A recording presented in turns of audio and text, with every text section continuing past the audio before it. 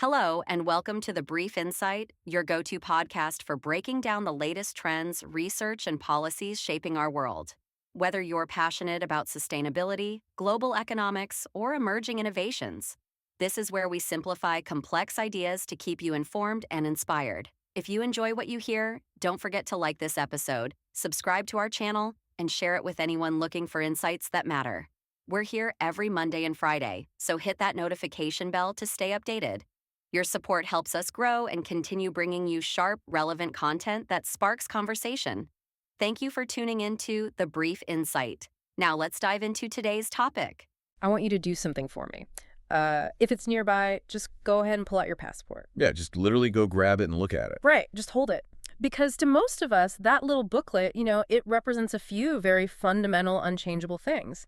It tells the world where you were born or maybe where your parents are from. It represents your home, your civic duty, your national identity. But what if, to a growing segment of, the ultra-wealthy, that passport isn't a symbol of home at all? Right. What if it's just, another highly liquid asset? Exactly. Just an asset in a diversified investment portfolio sitting right next to, blue chip stocks and commercial real estate. We are looking at a radical shift here in how human identity is categorized and, sold. The foundational concept of citizenship is really transitioning from a birthright into this highly unregulated global commodity. Welcome to our deep dive on the rapidly evolving and honestly incredibly complex industry of investment migration. We are talking about the literal buying and selling of sovereign citizenship and permanent residency. It's a massive market. It really is. And to map this out, we are synthesizing a stack of really compelling sources today. We're pulling from an academic paper published in the Journal of Intercultural Studies, which it deconstructs the actual marketing language used to sell passports. Yeah, the language they use is wild. So wild. And we are pairing that with a working paper from the Investment Migration Council detailing the historical mechanics of these programs. And finally, we are grounding all of this with a comprehensive overview of global immigrant investor programs, bringing in breaking updates straight from early 2026. And before we dive in, we really should establish a clear baseline for how we are approaching this material. Good point. Because our sources cover some highly charged political and geopolitical developments. I mean, everything from the movement of Russian oligarch capital to new United States immigration policies introduced by the Trump administration. Right. So our mission today is purely to analyze the mechanics, the economics, and the data of this industry. We aren't taking political sides, and we definitely aren't endorsing any viewpoints from the left or the right. We are strictly mapping out how this global market actually functions on the ground. Okay, let's unpack this. Before we get into the heavy philosophical implications of, buying a nationality, we need to understand exactly what is on the market and how much it costs. The industry essentially divides sovereignty into two distinct tiers of products. Broadly speaking, yes. So the premium product is citizenship by investment, or CBI. These are what the industry calls golden passports. Right, the gold standard. Exactly. The mechanism here is straightforward. You make a financial transaction, and in return, the sovereign state grants you immediate or near immediate full citizenship and a passport. You are a citizen, period. And the other tier? The second tier is residence by investment, or RBI, which people usually call golden visas. Now, this doesn't give you a passport on day one. Instead, it grants you the legal right to live and work in the country, which operates as a pathway to citizenship down the line. Assuming you meet certain ongoing criteria, right? Yeah, exactly, like staying there a certain number of days a year or holding the investment. So the variation in how countries price these products is just staggering. If we trace the origins of this industry back to 1984, we find ourselves in the Caribbean nation of St. Kitts and Nevis. They were the absolute pioneers here. Yeah, they really invented the modern version of this. They did. They were facing this awful economic crisis as their sugar industry declined, and they realized they possessed a highly valuable, untapped resource, their sovereign authority.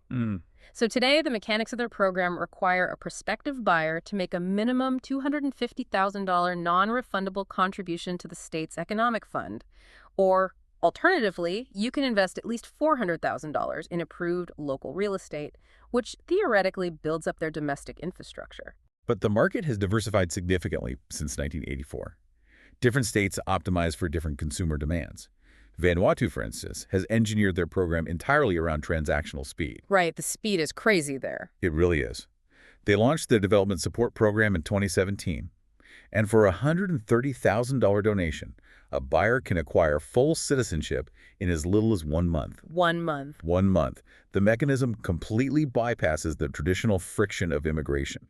There's no language tests, no history exam, and no requirement to ever actually set foot on the island. It is pure efficiency. But the menu goes far beyond just luxury travel or like tax efficiency. Sometimes it is about literal existential survival.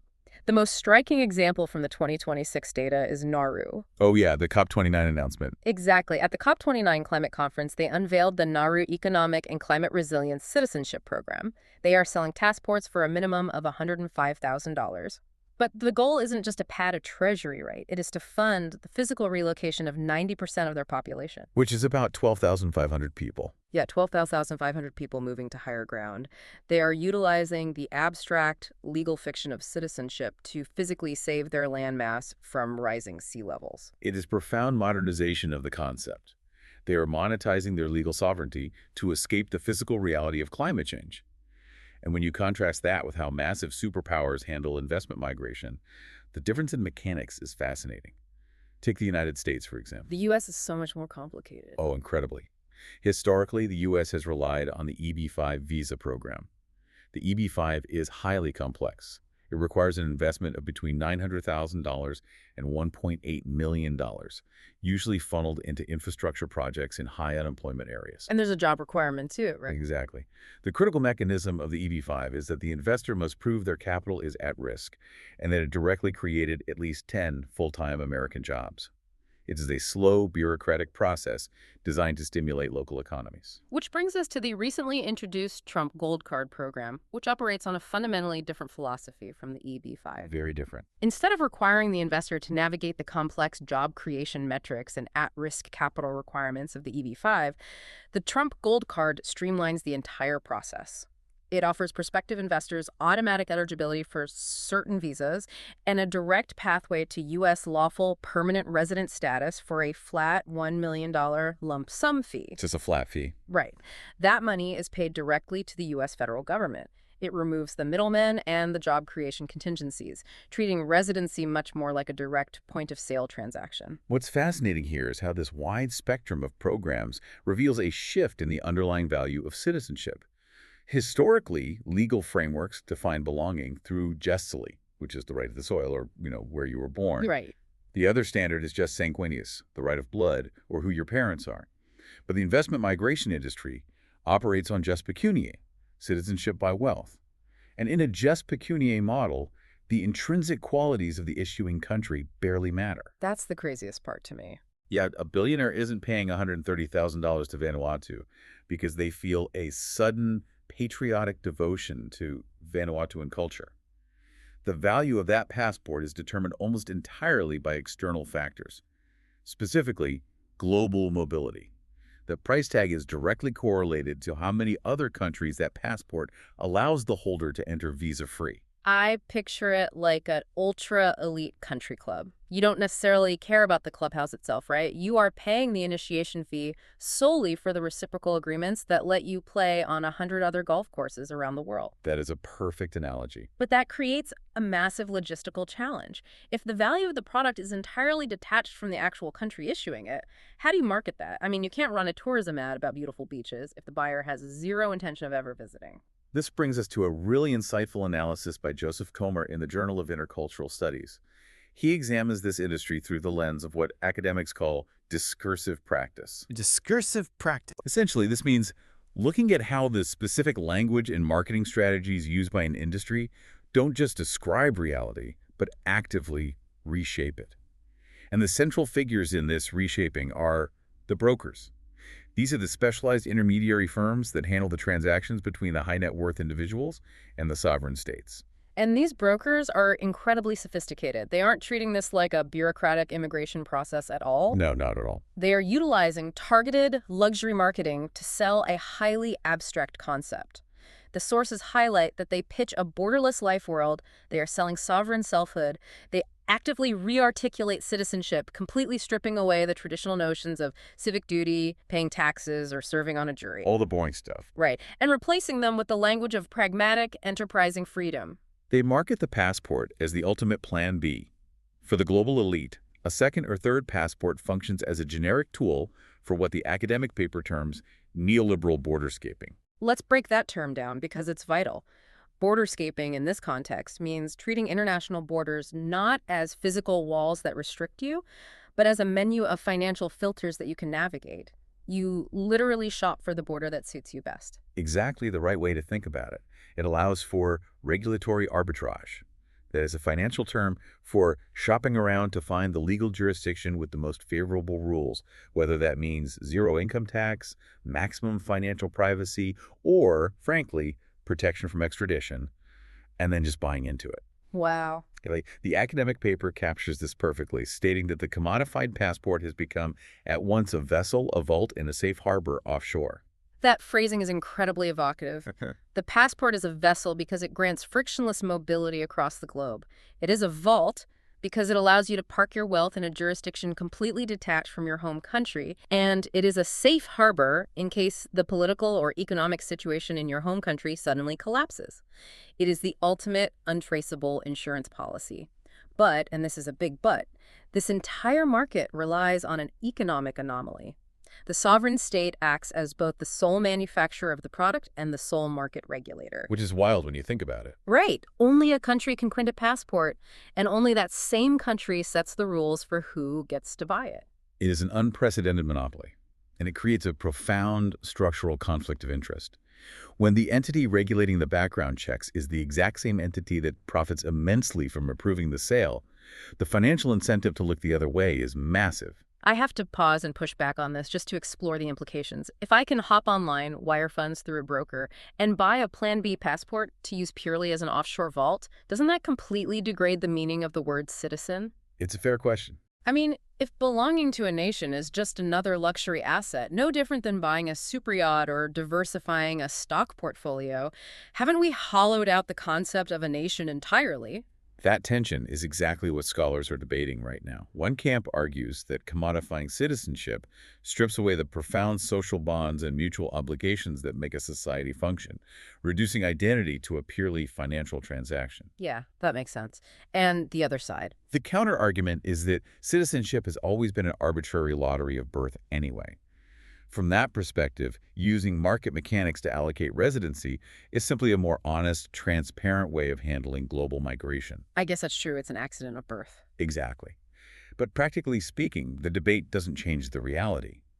The market is treating sovereignty as a commodity. Here's where it gets really interesting, though, because the success of this marketing, the fact that these passports became such perfect, untraceable vaults for global wealth, is exactly what triggered a massive international backlash.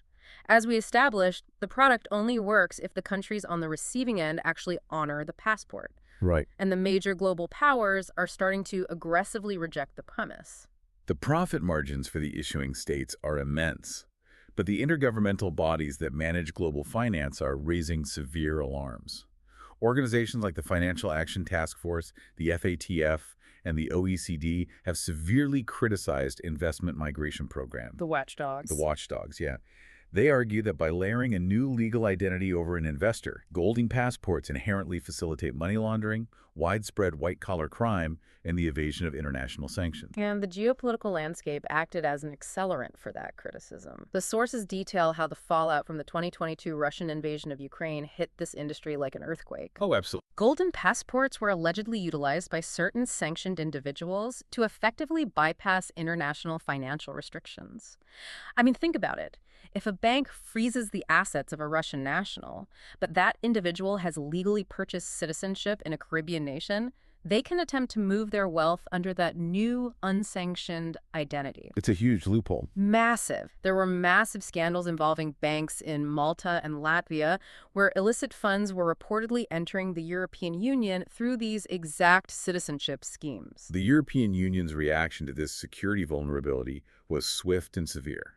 We witnessed a massive wave of program closures and structural reforms. Cyprus is the prime example. Right. What happened there? They had to shut down their highly lucrative investment program entirely after an independent review found that a staggering 53% of the passports issued under the scheme were granted illegally. 53%. Over half. The state's financial incentive to sell the passports completely overwhelmed their regulatory duty to screen the buyers. Montenegro similarly closed its program at the end of 2022 under heavy pressure from the EU. But the backlash isn't just about global security and high-level sanctions. It is also driven by local, on-the-ground economics. Let's look at the golden visas, the residency programs, in places like Spain and Portugal. Both of those nations have essentially been forced to end or severely restrict the real estate investment routes for their programs. Because the local housing markets were just collapsing. Exactly. The mechanism worked almost too well. Billions of dollars of foreign capital flooded into the local housing markets. Investors were buying up properties solely to secure residency cards, completely detached from the local economy. The data shows that house prices in Lisbon skyrocketed by 176% between 2014 and 2024. If we connect this to the bigger picture, what we are witnessing is a profound structural clash between borderless global wealth and grounded local welfare. You have a situation where local baristas and teachers are trying to rent apartments, and they're suddenly competing against foreign billionaires who are just trying to buy a visa. It's totally unsustainable. It is. The investment migration product is built entirely on the promise of frictionless global movement. But that promise requires the passive goodwill of the major geopolitical powers. And those powers are realizing that the cost to their own security and housing markets is just too high. Which perfectly explains the breaking updates from early 2026. The resistance isn't just a European phenomenon anymore. In January 2026, the United States escalated the situation dramatically by invoking Presidential Proclamation 1998. A huge move. They specifically targeted nations running citizenship by investment programs, explicitly naming Caribbean countries like Antigua and Barbuda and Dominica. The U.S. cited severe vetting deficiencies. They basically declared that the background checks run by these nations were untrustworthy and that high-risk individuals were buying passports specifically to bypass U.S. security screening. The mechanism the U.S. chose to enforce this proclamation is particularly striking. They didn't just suspend travel entirely, they implemented a visa bond program. Yeah, explain how that works. So as of late January 2026, a traveler holding a passport from those specific CBI nations might be required to post a financial bond of up to $15,000 just to be granted a temporary visitor visa to the U.S. Which is a brilliant, albeit aggressive mechanism. I mean, to a billionaire who just spent hundreds of thousands of dollars on a passport, $15,000 is a rounding error.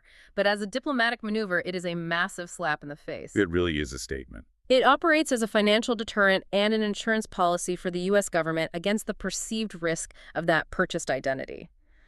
So how did the Caribbean nations respond to essentially having the value of their main export downgraded overnight? Well, they are attempting to adapt by adding friction back into the process. The East Caribbean states propose strict new regulations, the most notable being a mandatory 30-day physical residency requirement during the first year for anyone purchasing a passport. So you actually have to go there now. Exactly. They are trying to force at least a minimal level of physical, localized connection to appease the superpowers and prove that these aren't just, phantom citizens. This raises an important question, and it feels like the defining dilemma for the future of this entire industry. How do developing nations navigate this impossible geopolitical tightrope? Look at Vanuatu or Nauru with its desperate need for climate resilience funding. Right. They really need the money. They have a genuine existential need for foreign capital. They need to physically rebuild their society. Selling their sovereignty is one of the only viable economic levers they have left. How can they possibly balance their need for that funding against the increasingly aggressive security demands of global superpowers like the U.S. and the EU? It is a brutal paradox. If Nauru or Vanuatu makes their vetting process too rigorous, too slow, and too demanding, the global elite will simply take their capital to a different jurisdiction. The product loses its appeal entirely. They'll just go somewhere easier. Right. But if they keep the mechanism fast and frictionless to attract buyers, the United States slaps a $15,000 visa bond on their citizens, the European Union revokes their visa-free travel privileges, and the passport immediately becomes worthless. The walls of the global market are closing in on them from both sides. So what does this all mean for you? Why does the fact that billionaires are playing a high-stakes game of regulatory arbitrage with Caribbean passports matter to your life? because fundamentally the definition of what it means to belong to a state is being rewritten in real time. Totally. Whether you are a digital nomad working remotely, a high net worth individual looking for tax efficiency, or just an ordinary citizen looking at the passport in your hand, the concept of national identity is shifting. It is no longer just a romantic notion of the soil you grew up on. Citizenship has evolved into a fluid, highly contested market where your personal identity, global capital, and intense geopolitical security concerns are violently colliding. Yeah. The borders of the nation-state are dissolving for those who can afford it, while simultaneously being heavily reinforced by the superpowers trying to keep them out. I will leave you with one final thought to mull over, extending just beyond the immediate data we've analyzed today. We have spent this entire deep dive examining how sovereign states are increasingly acting like corporations. I mean, they are marketing, pricing, and selling memberships in the form of passports to generate quarterly revenue. Right. But if sovereign states are willing to act like multinational corporations, how long will it be until multinational corporations decide to act like sovereign states? Oh, wow. Imagine a near future where massive tech conglomerates or global financial institutions begin offering their own private, borderless citizenships. They could provide their own legal protections, private mobility networks, and exclusive rights to their highest-tier customers. If the passport is truly just a commodity, the free market may soon decide who actually gets to issue one. Now that is an aha moment that will completely change how you view global power. Until next time, keep digging, and we'll see you on the next Deep Dive.